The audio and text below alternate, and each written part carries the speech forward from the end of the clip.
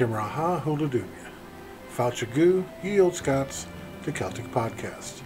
On today's show, we'll introduce you to Antitcha, the weather, and Feuchamaich Beagan Gaidhlig, and we'll talk to you about if there was a Black King of the Scots in our Celtic history segment. I'll also tell you about the Book of Kells in everyday Celtic ways. Now, throughout the program, you're going to hear some wonderful Celtic music from Dougie MacLean, Karen Matheson, Gaelic Storm, and Marty Amato and Sarah Jones. And as always, it's a wee bit of Irish trivia to test your knowledge to start us off. So, by what other name is the Liffey Bridge in Dublin known as, and why? Alright, before we get started, I'll give you a little rundown here. Check out Gaelic for Sassenachs on Facebook for your daily Gaelic in your newsfeed. Remember, learngaelic.net. It's a great resource for all your Gaelic learning. Take advantage of it.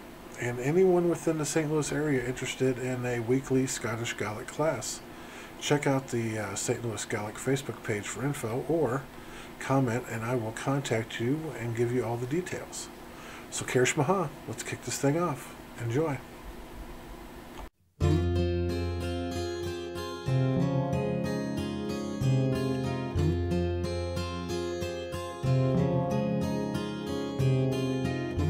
Gloomy winter's new wall, soft the westland breezes blow, 'mang the barks of Stanley Shaw, the mavis sings Feuchamaich.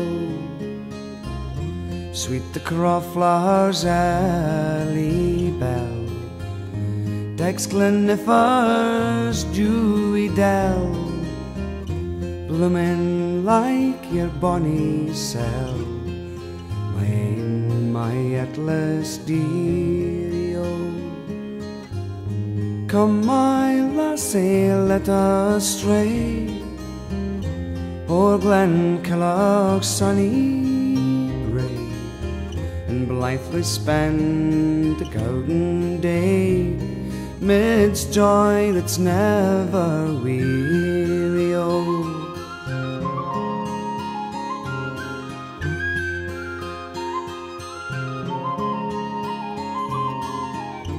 Towering o'er the Newton woods, lavrocks fan snow-white clouds, silver socks with downy buds adorn the banks of Bree, oh.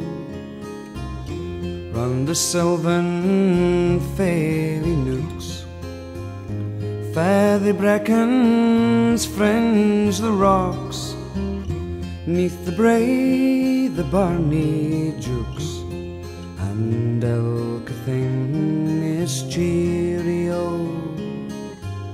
Trees may bud and birds may sing, flowers may bloom and verdure spring, but joy to me they canna bring unless we, my dearie, oh.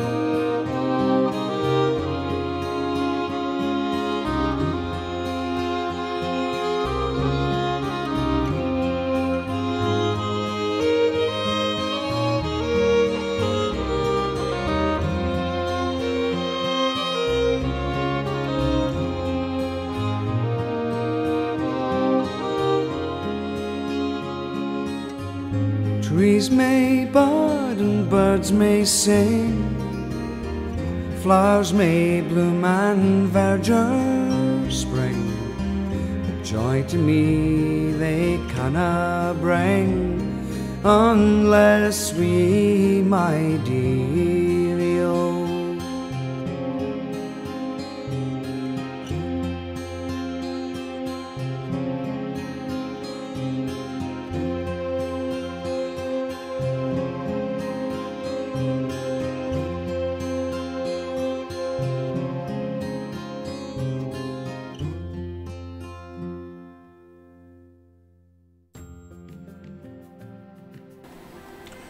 Alright, that was Gloomy Winter by Dougie MacLean.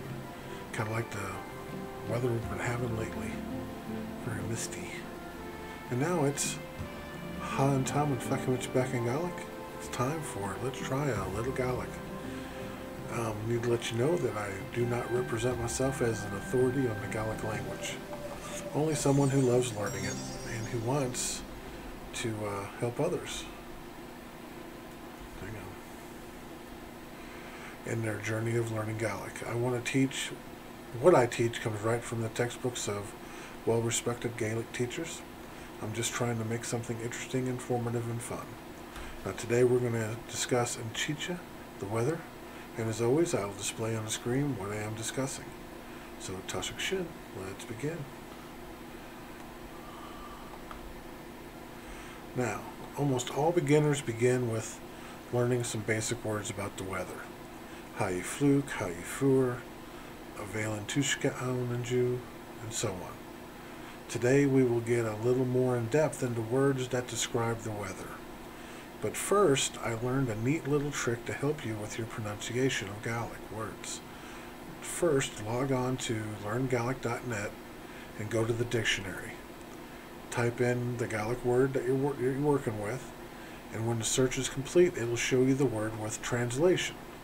Now, you're asking, what's so great about that, you say? Well, click on the little speaker icon next to the word, and it gets you the proper pronunciation by the native speakers. Now that's great. You can check every word that you get confused with, or if you have a question about. And you can double check yourself. You can discover new words. You can see all the words and word combos associated with that word. So say you look up tree, it's going to give you all the different combinations of, juniper and this kind of tree and that kind of tree.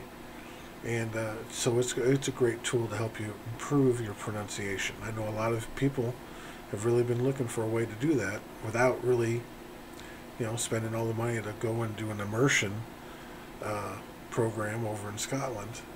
So maybe this will help you out. Give it a try.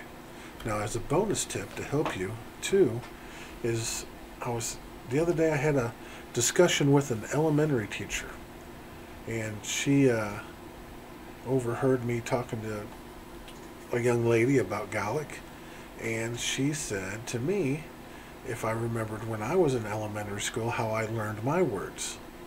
And we learned them by spelling them over and over and over again. We were constantly getting spelling words and learning how to spell them and understanding how they were spelled. So I have been writing down English words and then trying to spell the corresponding Gaelic word from memory, of course, and trying to do it correctly. Then I go back and I correct myself. And this should help with my recollection of words when I'm reading Gaelic. Because a lot of times I look at a word and I know it. I just don't get it. So maybe those two tips right there will help you out. Well, let's get busy with our inchicha today, the weather. All right. We're going to give you some vocabulary and then some sentences. Grian, sun. Grianach, sunny. Doer, shade. Scoa, cloud. Scoan, clouds. Scoanach, cloudy. Antushka, rain. Fluke, wet. Chirum, dry. Schnuck, snow. Kavik, sleet. Rook, frost.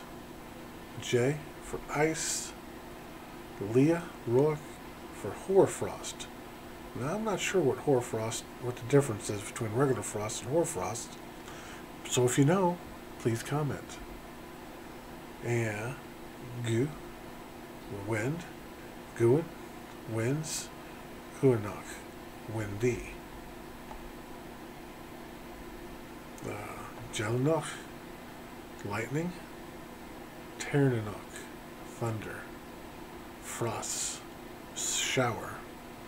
Frosten, showers. Frossock, showery. Okay. Stidham for storm, Stidhamin for storms, or Stidhamil for stormy. Chul for flood, Churlik for the dry time between the showers, Gavach for sand, Studum Gavach for sandstorm, Fosik for desert or desolate, and Eric for spring. Now, a couple questions you can use to ask about the weather. J. Sorsha Sicha Ha Anju. That's what kind of weather is it today? Or J. Sorsha La Aha An Anju.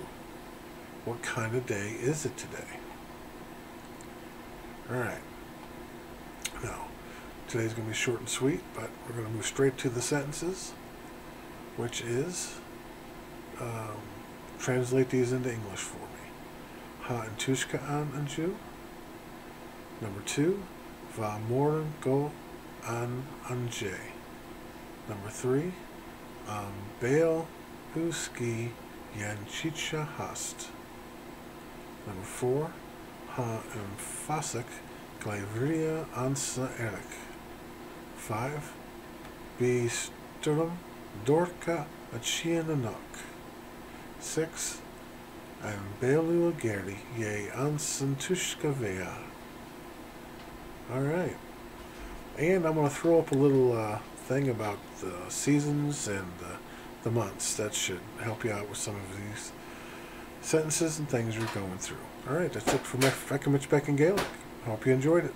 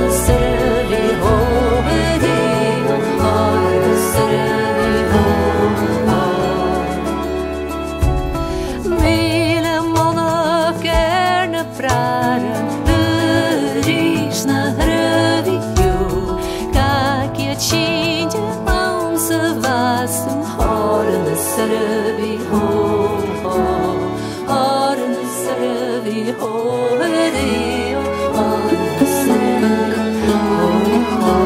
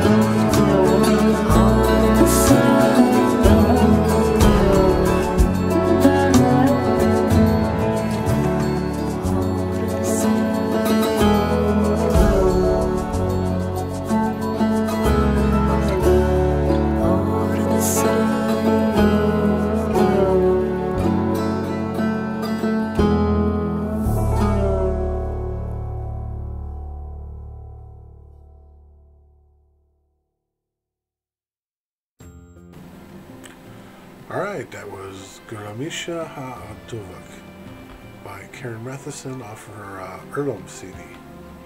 And now, we're going to delve into the rich history that is our Celtic past in the Celtic History Break. Today's topic is, was there a Black King of the Scots? Alright, fascinating topic. It's got a lot of people going one way or the other.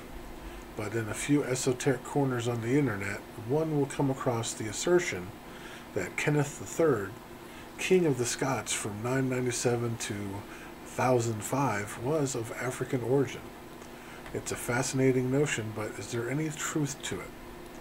Now, the idea of a Black King of Scots seems unfathomable, but that does not in itself make it false. So, is it true that Kenneth III was King of Scotland, like I said, from 997 to 1005. He was the son of King Du Macmailcon. He was the king from 962 to 967. Now, was Kenneth III black, though? The first thing to note is that Andu, or the Black, Andu is Gaelic for the Black, has always been and remains to this day a commonplace nickname in Scotland, referring to hair color or even demeanor. Somebody named the Black need no more be African than Rob Roy McGregor was Native American, because Rua means red. Therefore, after, Kenneth was not actually called Kenneth Du at all, but Kenneth Du. Du was a nondescriptor. But his father's name, he was actually known as Kenneth and Dome, Kenneth the Brown. So, case closed? Well, not quite. Those very errors over what Kenneth was called, or precisely, would keep it open. If he had actually been Kenneth the Black, it would be assumed to refer purely to his hair, just as if he were called the Red or indeed the White. But brown is the default hair color of white North Europeans. Brown hair could never have been considered worth remarking on, or even mentioning as part of your name. That was so ordinary or normal. There's no reason to point it out. When people were called the Brown, it almost certainly did refer to their skin color. And in this lies the mystery. So what do we actually know about Kenneth's immediate ancestry?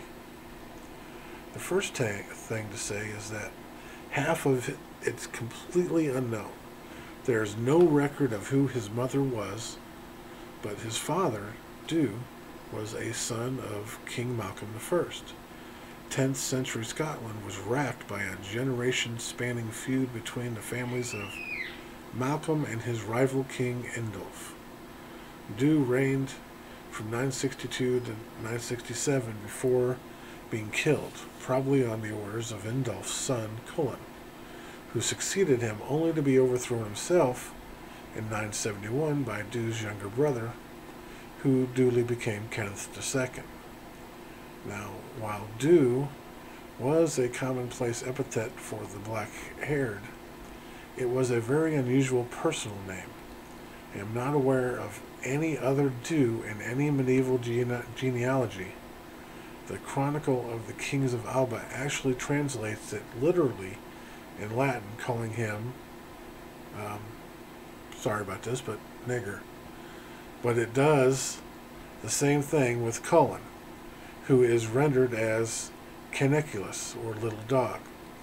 Why did Malcolm name his son Black? Dhu's mother, like Kenneth, is unknown to history.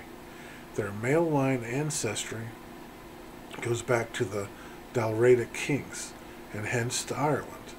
There is no doubting the whiteness of that side, but it is possible that there could have been an African strain in the female line. Neither written record or archaeological has revealed any direct contact between 10th century Scotland and any part of Africa. But the word direct is key here. A connection can be traced to the Moors. Now, the Moors were nomadic people from North Africa. Originally, they were the inhabitants of Mauritania. They invaded Spain, taking their Islamic religion and culture with them.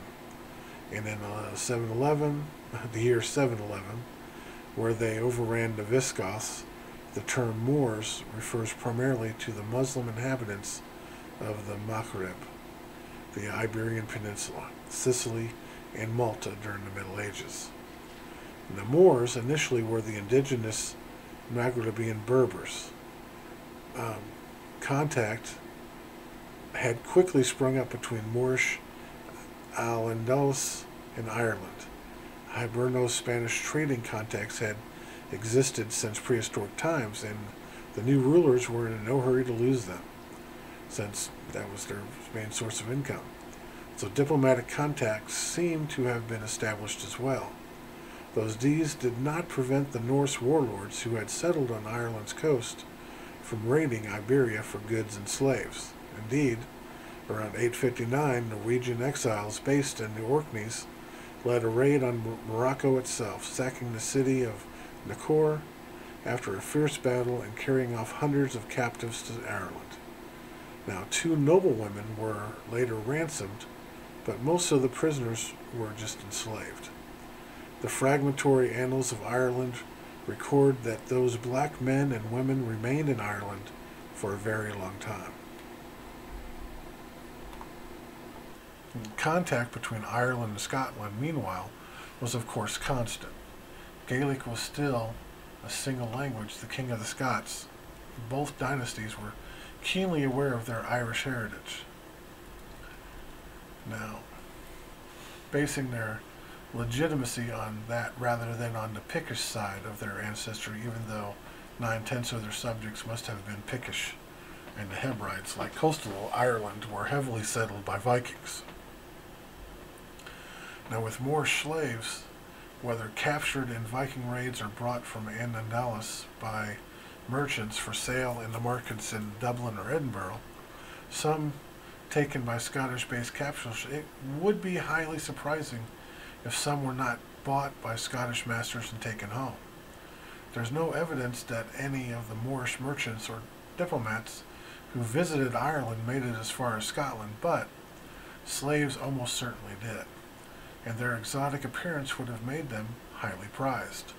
A king, of course, would not have married a slave or freed woman, but there is not the slightest reason to suppose that Dhu's parents, or Dhu himself and Kenneth's mother, were married. Celts and Scandinavians in this period did not disparage bastard children, and often considered as part of the lineage as any other children. The later stigma against it was largely a consequence of the expanding power of the church in the 12th century. Now, another bit to chew on, that is, when the Vikings raided Iberia and clashed with the Moors, they would accept male slaves as a spoil of war, but it had been noted that only female slaves that would be accepted would be the Moorish noblewomen. They would be accepted because they were highly valued. Now, a king in that time would never marry a common slave, but a noblewoman of Moorish nobility, now that would not have been looked down upon. The Moors were very respected people, honest in trade and fierce in battle.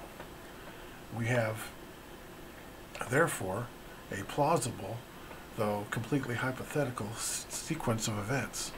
A black slave noblewoman bought in Ireland or Scotland could have been presented or sold to Malcolm I, could have become his concubine or even his wife, since we didn't know her, we don't know, and could have been the mother of Dew, which would certainly account for his unusual name and his son's presumed brown complexion. We will never know the truth, but it is an intriguing possibility. Now, Kenneth was killed in the year 1005 by his first cousin, Malcolm II, known as the Destroyer. His granddaughter, Gruch, later married a grandson of this Malcolm, and they ruled together for 17 years.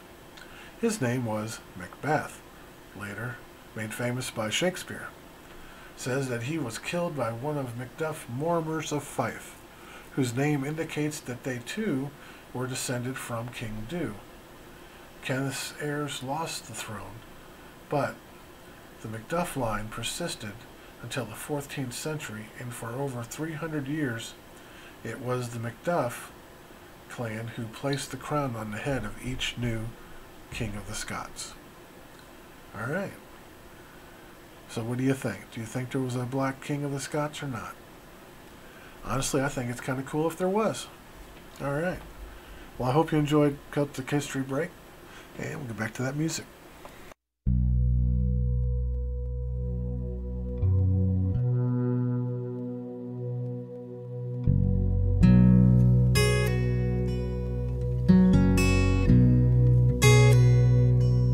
Mary's eyes are startling blue, and her hair's Newcastle gold, and she walks the thin white line between the body and the soul.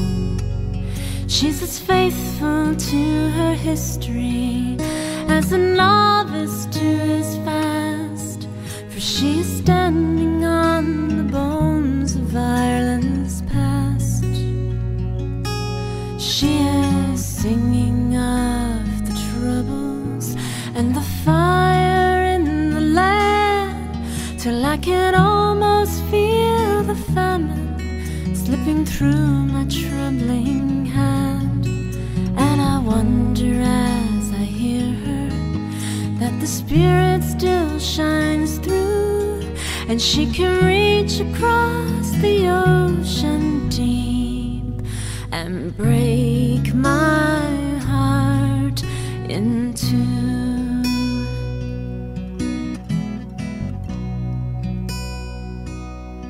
Mary is wise as she is foolish. She's as constant as the tide, for it's a woman's heart that beats beneath that stubborn Irish pride. We are saints and we are sinners, we are heroes, we are thieves, we are all of us beginners on the road to Galilee. She is singing of the troubles and the fire in the land, till I can almost feel the famine slipping through my trembling hand. And I wonder as I hear her that the spirit still shines through, and she can reach across the ocean deep and break my heart in two.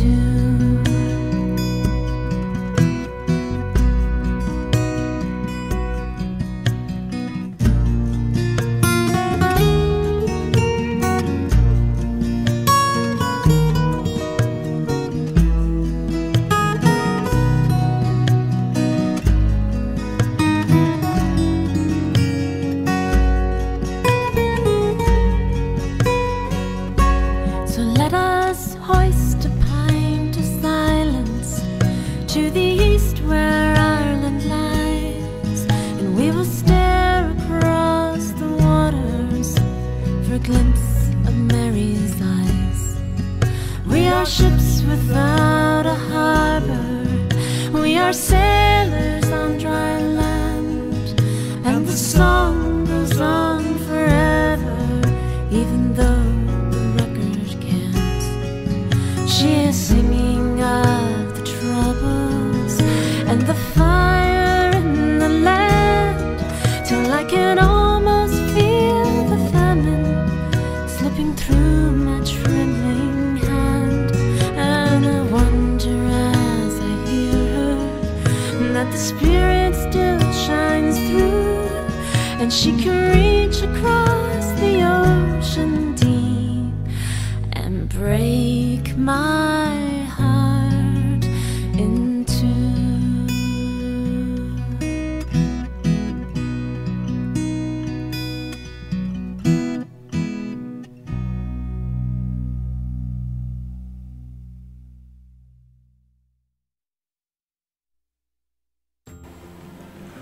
All right, that was Mary's Eyes by Gaelic Storm from the Tree CD.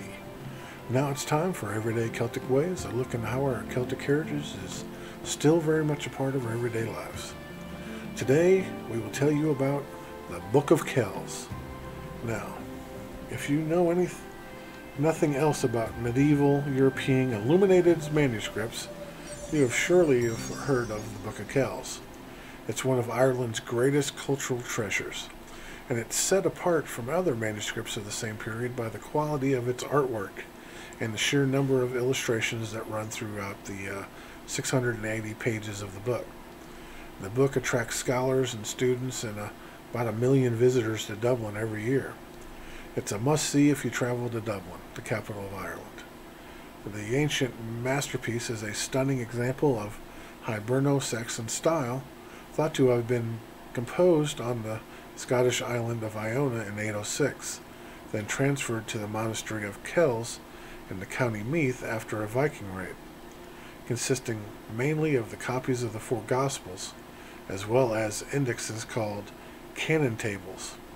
The manuscript is believed to have been made primarily for display, but not reading aloud, which is why the images are so elaborate and detailed, while the text is carelessly copied with entire words missing or long passages being repeated. This shows it was used as a ceremonial object. Thankfully, in our digital age, you need not go to Dublin to see this fabulous historical artifact, or a digitized version of it, at least. Entirely viewable and online collections of it are in Trinity College Library. The pages, originally captured in 1990, have recently been rescanned. Trinity College Library writes, using state-of-the-art imaging technology. These new digital images offer the most accurate high-resolution images to date, providing an experience second only to viewing the book in person. Now, the Book of Kells is still a modern symbol of Irishness. It has weathered the centuries fairly well thanks to careful preservation. It is one of the most impressive artifacts to come from the age of the illuminated manuscript. It is described by some as the most famous manuscript in the world. Find out why by seeing it in person or virtually and learning about it from the experts above. For anyone interested in getting a copy of the Book of Kells in a nice print format, see the Book of Kells reproductions from the manuscript in Trinity College, Dublin. To see a virtual copy of the Book of Kells, I'll place the link up so you can go there. Alright. Now, when I was over there back in 2002, we went to Trinity College and had to stand in a long line to go in, and they got this room. It's all dark and they got special lighting it up. But man, I'm telling you, the colors just pop off the page. The book is so pretty, and it's one of those books that were printed on vellum, which is calfskin, and that was really cool looking as well. If you go there, you've got to check this out. All right, well, that's it for Everyday Celtic Ways, and I hope you check this out. Well, that's it for today's show. I hope you liked it. I'm trying to keep it interesting, informative, and fun. For me, anytime you can infuse a little something Celtic in your day, it's a great day. Now, I'd like to thank everyone for all the support and kind words, the likes, and the new subscribers. So tapaleva herlichen. Thank you, friends. Now, before I let you go, I got to give you that trivia question answer, and that would be the Halfpenny Bridge, which means the halfpenny bridge, the price to cross the bridge, back when they first built it. All right. Remember to check out Gaelic for Sassenachs on Facebook, Duolingo.com, LearnGaelic.net, acjamerica.org, and of course, as always, my YouTube channel, Olde Scot, for Celtic podcasts. We've got about 24, 25 of them now. We got the Learn Gaelic song. We've got all, I pick up things from all the time and I add to it. So I've got all the speaking our language videos on there. I've got the whole Macher, which is a TV show from Scotland, on there. So check it out. You'll enjoy it. So, Martian Leaving Dresda. Bye for now. I'm going to let you go with a song called Astorla Storla Grai, which means my treasure, my love, by Marty Amato and Sarah Jones.